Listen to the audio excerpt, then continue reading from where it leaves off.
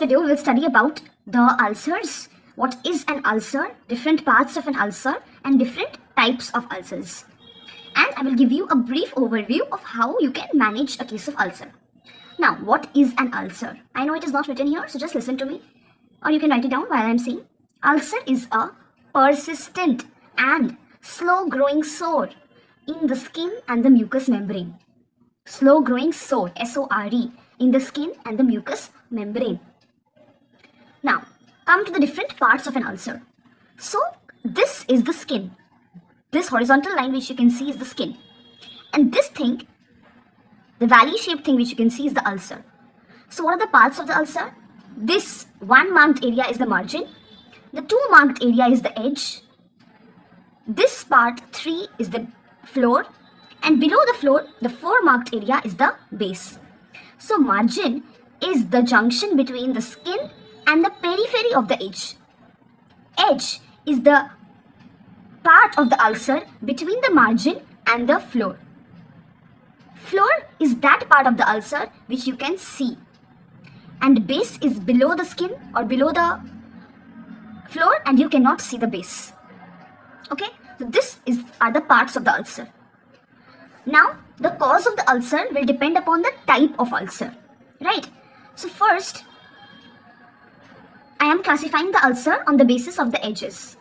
So if the edges are undermined, see, I told you these are the edges. So if the edges are undermined, then that is the tuberculosis ulcer. It is due to the tuberculosis. So these are rolled out edges. Can you see this part? Rolled out edges. This is seen in basal cell carcinoma or the rodent ulcer.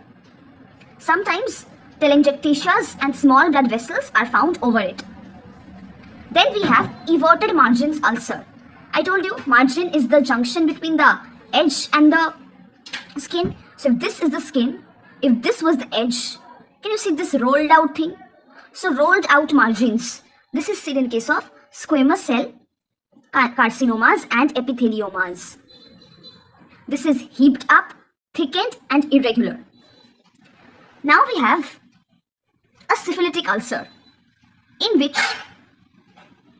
there are punched out edges. So you can see these vertical edges. These are punched out edges with a thin base and the floor is covered by a wash leather slough. This shaded portion is the wash leather slough. So basically now I have covered 4 types of ulcers. Let me revise. Undermined edges, tuberculosis ulcer. Rolled out edges, basal cell carcinoma. Can you see this looks like the ear of a mouse? And mouse is also called as rodent. And we know basal cell carcinoma is rodent ulcer. These are everted margins, squamous cell carcinoma. Punched out edges, that is called as or seen in syphilitic ulcer. Now there is another broad topic called as venous ulcer. I will make a short video about venous ulcer in details. You can go and watch that. Okay, so the causes of ulcer is also clear to you. That is based on the etiology, the cause will vary. As you can see in tuberculosis, you can see carcinomas, infections, malignancies, then you will see thrombosis. These are some of the causes of ulcer. Now obviously the management will also depend and vary. For example, in infection, you have to give antibiotics to control the infection. For malignancy, you may have to go for surgical excision. But whatever, in case of an ulcer, usually, you first have to confirm your diagnosis. So, let me just give you one example to show how you will proceed. Suppose, let's say, tuberculosis ulcer. So, you have to do incisional biopsy from the margins. You have to take the specimen from this margin and send it to the lab. So, now you have confirmed that yes, this is tuberculosis ulcer. I will start my management now. So, what you will do in diagnosis?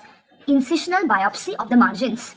Second, you have to now remove this ulcer and you also have to control the infections. So for controlling tuberculosis, you will give ATT, and removing the ulcer, you have to do wide excision of the ulcer, 1 centimeter on the either side of the ulcer. So if this is the ulcer, take 1 centimeter this side, 1 centimeter this side, 1 centimeter above, 1 centimeter below, and excise the ulcer. And then you have to do skin grafting. So after excision of the ulcer, you have to do skin grafting. So this is how you will manage the ulcer. Okay.